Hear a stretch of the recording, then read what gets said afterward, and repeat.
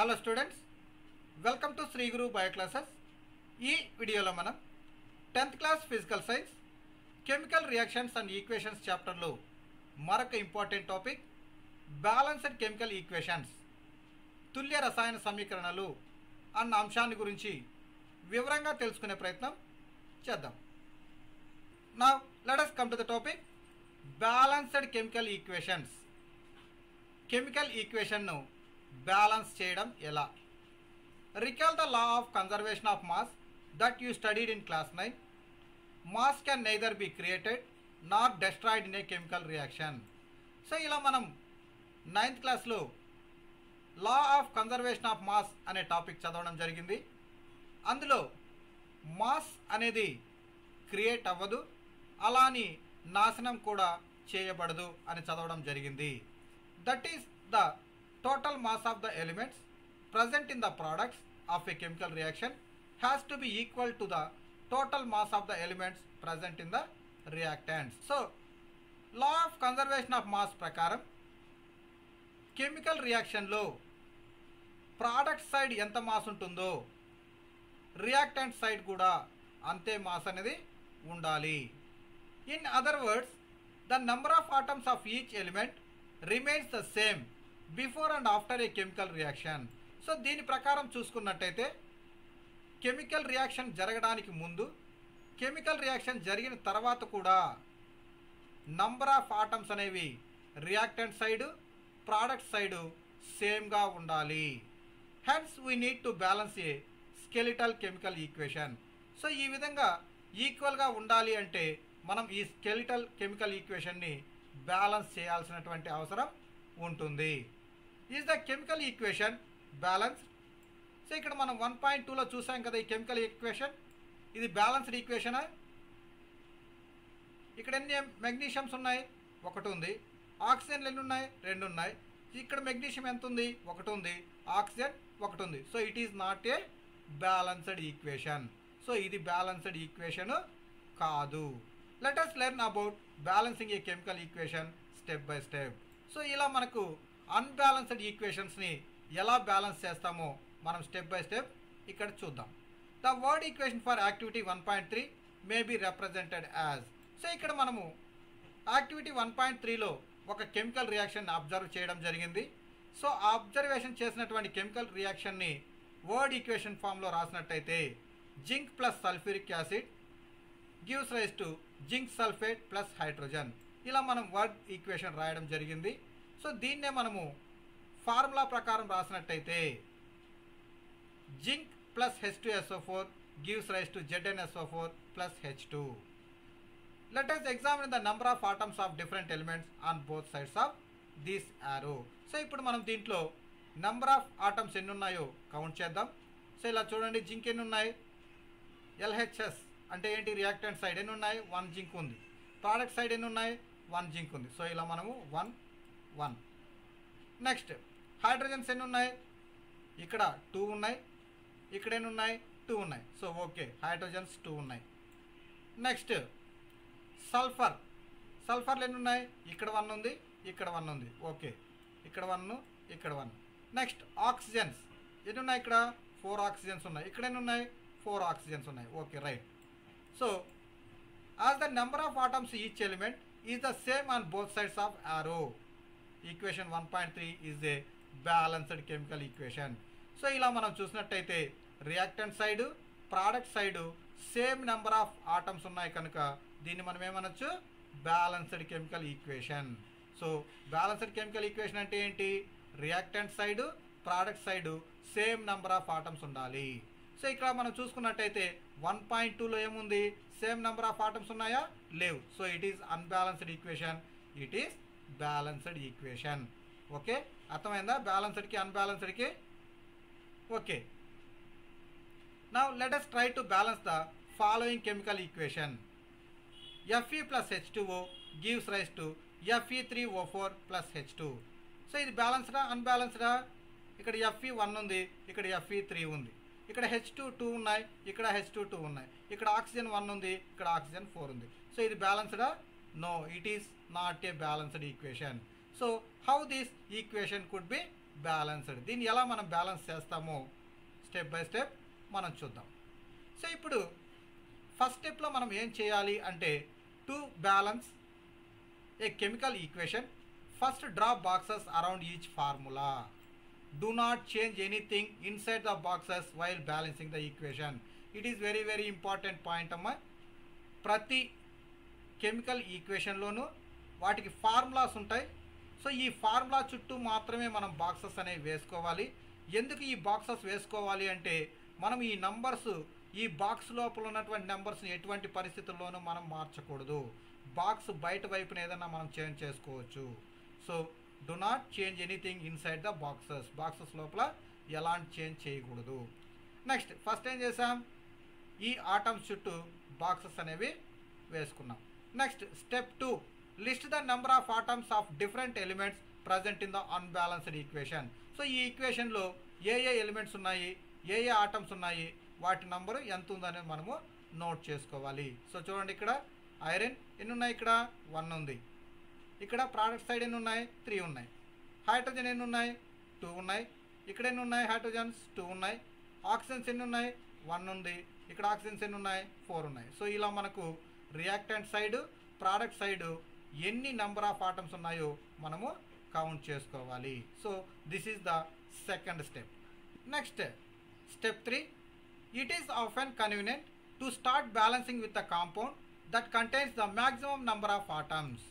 So మనము కన్వీనియంట్గా equation ఈజీగా బ్యాలెన్స్ చేయడం కోసం ఏదైతే మ్యాక్సిమం నెంబర్ ఆఫ్ ఆటమ్స్ ఉన్నాయో వాటిని ఫస్ట్ మనం బ్యాలెన్స్ చేస్తాం. It may be a reactant or a product.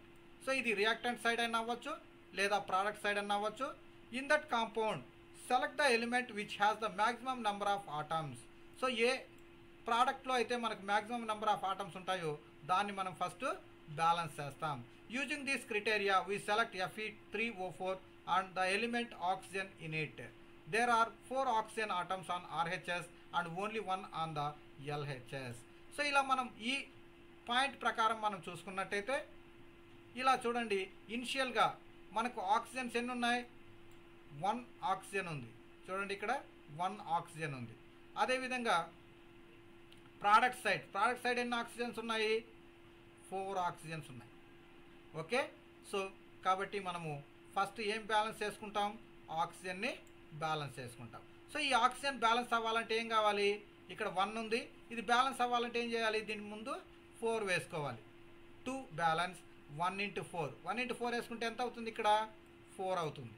So reactant side 4 వేసుకున్నట్టయితే రియాక్టెంట్ సైడ్ 4 ఆక్సిజన్స్ ఆటమ్స్ అవుతాయి, ప్రోడక్ట్ సైడ్ కూడా 4 ఆక్సిజన్ ఆటమ్స్ అవుతాయి. సో ఇక్కడ ఒక ఇంపార్టెంట్ పాయింట్ గుర్తుంచుకోవాలి. To equalize the number of atoms, it must be remembered that we cannot alter the formula of the compounds or elements involved in the reaction. So ఇలా మనం చూసుకున్నట్టయితే ఇలా దీని లోపల మనం ఎలాంటి చేంజెస్ చేయకూడదు. మనం ఏదైనా వేసుకుంటే ఇక్కడ ఈ బాక్స్ ముందు వైపులో మాత్రమే మనము నంబర్ని రిప్రజెంట్ చేసుకోవాలి. So don't include the numbers inside the element or compound. So for example, to balance oxygen atoms we can put coefficient 4 as 4H2O and not H2O4 or H2O4. ఇలా మనము ఈ H2O H2 plus O4 ఇక్కడ తర్వాత H2O4 ఇట్లా లాస్ట్లో మనము ఏమీ పెట్టరాదు. ఓన్లీ ముందర మాత్రమే మనం ఈ కోఎఫిషియంట్ ఏదైతే మనం నెంబర్ యాడ్ చేస్తామో దాన్ని ఈ బాక్స్ ముందు మాత్రమే మనం రాయాలి. Now the partially balanced equation becomes. So ఇప్పుడు మనము ఆక్సిజన్స్ బ్యాలెన్స్ చేసిన తర్వాత ఈక్వేషన్ ఎలా ఉంటుందో ఒకసారి చూద్దాం. Fe plus 4H2O gives rise to Fe3O4 plus H2. So ఇక్కడ మనం అబ్జర్వ్ చేసినట్టయితే ఆక్సిజన్ కదా మనం ఇప్పుడు బ్యాలెన్స్ చేసింది. ఎన్ని ఆక్సిజన్స్ ఉన్నాయి ఇక్కడ 4 × 1 అంటే ఎంత అవుతాయి, 4 ఆక్సిజన్స్. ఓకే, ఆక్సిజన్ ఈ పక్క 4 ఉన్నాయి, ఈ పక్క ఆక్సిజన్ 4 ఉంది. సో ఆక్సిజన్ మాలిక్యూల్స్ అనేవి బ్యాలెన్స్ అయినాయి. Next step 4, iron and hydrogen atoms are still not balanced. ఇప్పుడు చూడండి, ఐరన్ 1 ఉంది, ఇక్కడ 3 ఉంది. హైడ్రోజన్స్ ఇక్కడ ఎన్ని ఉన్నాయి, 4 × 2 8 ఉన్నాయి, ఇక్కడ ఓన్లీ 2 ఉన్నాయి. సో కాబట్టి హైడ్రోజన్స్ ఐరన్ బ్యాలెన్స్ అవ్వలేదు. Pick any of these elements to proceed further. So దీంట్లో ఏదో ఒక ఎలిమెంట్ని తీసుకొని మనం బ్యాలెన్స్ చేద్దాం. Let us balance hydrogen atoms in the partially balanced equation. Next మనం దాన్ని అదేవిధంగా ఇంతకుముందు ఏ విధంగా అయితే రియాక్టెంట్ సైడ్ ప్రోడక్ట్ సైడ్ ఎన్ని ఆటమ్స్ ఉన్నాయో మనం ఫస్ట్ కౌంట్ చేసి ఈ బాక్స్లో రాసుకోవాలి. To equalize the number of hydrogen atoms make the number of molecules of hydrogen as 4 on the RHS. So ఇప్పుడు మనం హైడ్రోజన్ విషయానికి వచ్చినట్టయితే హైడ్రోజన్స్ ఎన్ని ఉన్నాయి రియాక్టెంట్ సైడ్ 4H2O అంటే 4 × 2 8 ఉన్నాయి. ఇక్కడ ఎన్ని ఉన్నాయి ఓన్లీ 4 ఉన్నాయి. సో ఇప్పుడు దీన్ని బ్యాలెన్స్ చేసుకోవాలంటే ఏంటి మనము ఇటువైపు 4 × 2 చేసుకున్నట్టయితే మనకి ఏమవుతాయి ఇక్కడ 8 అవుతాయి. సో ఎప్పుడైతే ప్రోడక్ట్ సైడ్ మనం 2 పెట్టుకుంటామో అప్పుడు మనకు 8 హైడ్రోజన్స్ అనేవి వస్తాయి. సో ఎప్పుడైతే 8 హైడ్రోజన్స్ వస్తాయో ఇక్కడ రియాక్టెంట్ సైడ్ కూడా 8 హైడ్రోజన్స్ ఉన్నాయి కాబట్టి మనకి ఇది బ్యాలెన్స్ అవుతుంది. చూద్దాం ఒకసారి. Iron plus 4H2O gives rise to Fe3O4 plus 4H2O ఇలా 4 వేసుకున్నాం కాబట్టి మనకు ఇక్కడ హైడ్రోజన్ బ్యాలెన్స్ అయింది. చూద్దాం ఒకసారి. 4 × 2 8 హైడ్రోజన్స్, ఇక్కడ 4 × 2 8 హైడ్రోజన్స్. సో ఇక్కడ హైడ్రోజన్స్ కూడా బ్యాలెన్స్ అయినాయా? Okay, right. సో ఇక్కడ ఆక్సిజన్స్ బ్యాలెన్స్ అయింది, హైడ్రోజన్ కూడా బ్యాలెన్స్ అయింది. నెక్స్ట్ ఇంకా బ్యాలెన్స్ కాకుండా ఉండేది ఏంటి ఐరన్. నెక్స్ట్ స్టెప్లో examine the above equation and pick up the third element which is not balanced. You find that only one element is left to be balanced, that is iron. So iron ఇప్పుడు మనం balance చేసినట్టయితే ఇప్పుడు iron Feలో ఎంత ఉన్నాయి 1 ఉంది. ఇక్కడ product side ఎన్ని ఉంది Fe3O4 కాబట్టి 3 ఉన్నాయి. నెక్స్ట్ బ్యాలెన్స్ చేయాలంటే ఏం చేయాలి ఇటువైపు 3 ఉన్నాయి అంటే ఇటువైపు ఏం వేసుకోవాలి మనము 1 × 3 వేసుకున్నట్టయితే మనకి ఇటువైపు కూడా 3 వస్తాయి. సో రియాక్టెంట్ సైడ్ మనం ఏం వేసుకోవాలి 3 వేసుకోవాలి. To equalise iron we take 3 atoms of Fe on the LHS. So ఇటు చూడండి Fe ముందర 3 పెట్టుకున్నట్టయితే మనకు ఈ ఐరన్ కూడా బ్యాలెన్స్ అవుతుంది. సో ఇప్పుడు ఒకసారి చూద్దాం. 3 Fe's ఉన్నాయి, ఇక్కడ 3 Fe's ఉన్నాయి, ఇక్కడ 8 H2's ఉన్నాయి, ఇక్కడ 8 H2's ఉన్నాయి, ఇక్కడ 4 O ఉంది, ఇక్కడ కూడా O4 ఉంది. అంటే ఇక్కడ 4 ఆక్సిజన్స్, ఇక్కడ 4 ఆక్సిజన్స్ ఉన్నాయి. సో ఇప్పుడు ఇది బ్యాలెన్స్ అయిందా? Yes. Finally, to check the corrections of the balanced equation, we count atoms of each element on both sides of the equation. So ఇప్పుడు మనము ఒకసారి ఈ ఈక్వేషన్ మళ్ళీ చెక్ చేసుకున్నట్టయితే ఇది బ్యాలెన్స్డా కాదా అనేది మనకు తెలుస్తుంది. ఇక్కడ చూడండి 3 Fe ఈ పక్క 3 ఉన్నాయి, ఈ పక్క 3 ఉన్నాయి.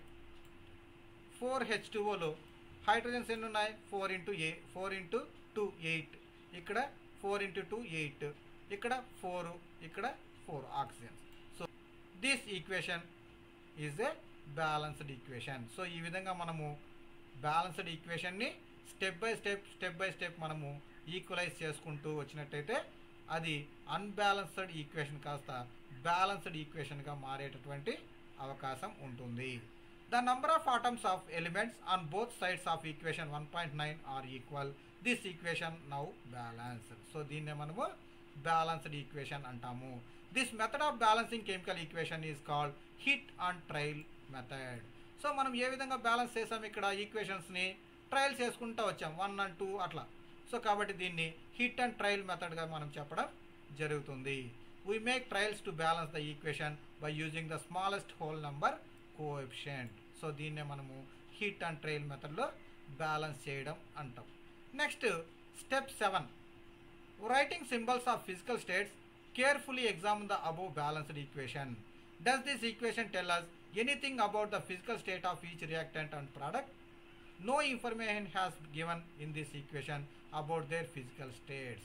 సో మనం ఇక్కడ ఈ ఈక్వేషన్ చూసినట్టయితే దీంట్లో వాటి యొక్క ఫిజికల్ స్టేట్స్ ఏమైనా మనకు అర్థమవుతుందా? ఇప్పుడు Fe ఏంటిది గ్యాసా లిక్విడా మనకు తెలియదు కదా. సో వాటరు ఇక్కడ ఏం మెన్షన్ చేశారు వాళ్ళు వాటరా లిక్విడ్ ఫామా గ్యాసెస్ ఫామ్ అని మెన్షన్ చేయలేదు కదా. సో ఈ ఫిజికల్ స్టేట్స్ అంతా కూడా మనకు మెన్షన్ చేసినట్టయితే అది కంప్లీట్ మోర్ ఇన్ఫర్మేటివ్ ఈక్వేషన్గా ఉంటుంది. టు మేక్ ఈ chemical equation more informative the physical states of the reactants and products are mention along with the chemical formula. ఈ కెమికల్ ఈక్వేషన్లో కెమికల్ ఫార్ములాస్తో పాటు వాటి యొక్క ఫిజికల్ స్టేట్స్ని కూడా మనం మెన్షన్ చేసినట్టయితే అది మోర్ ఇన్ఫర్మేటివ్ కెమికల్ ఈక్వేషన్గా మనం చెప్పడం జరుగుతుంది. The gases liquid, aqueous and solid states of reactants and products are represented by notations. G, AQ and S respectively. So ఇలా మనము G అంటే గ్యాస్, AQ అంటే aqueous solution, S అంటే సాలిడ్గా మనం చెప్పడం జరుగుతుంది. The word aqueous, AQ is written if the reactant or product is present as a solution in water. So ఏదైనా వాటర్లో డిజాల్వ్ అయినట్టయితే దాన్ని మనము aqueous సొల్యూషన్గా చెప్తాం. సో దాన్ని రాసేటప్పుడు AQగా రాస్తాము. So the balanced equation 1.9 becomes 3FeS plus 4H2O G gives rise to Fe3O4S plus 4H2 gas. So ఇలా చూడండి, S అంటే సాలిడ్, H2O అంటే గ్యాసెస్ ఫామ్లో ఉంటుంది, ఇది Fe3O4 అంటే సాలిడ్ ఫామ్లో ఉంటుంది, ఇది కూడా గ్యాసెస్ ఫామ్లో ఉంటుంది. సో ఇలా మనం కెమికల్ రియాక్షన్స్తో పాటు వాటి యొక్క స్టేట్స్ని కూడా మెన్షన్ చేసినట్టయితే ఇది కంప్లీట్ ఇన్ఫర్మేటివ్ ఈక్వేషన్గా ఉంటుంది. Note that the symbol G is used with H2O to indicate that in this reaction water is in the form of steam. So ఇలా వాటర్ తీసుకున్నట్టయితే మనకు H2O ఏ ఫామ్లో ఉంటుంది, ఈక్వేషన్లో గ్యాసెస్ ఫామ్లో ఉంటుంది కనుక ఇక్కడ G అనేది మెన్షన్ చేయడం జరిగింది.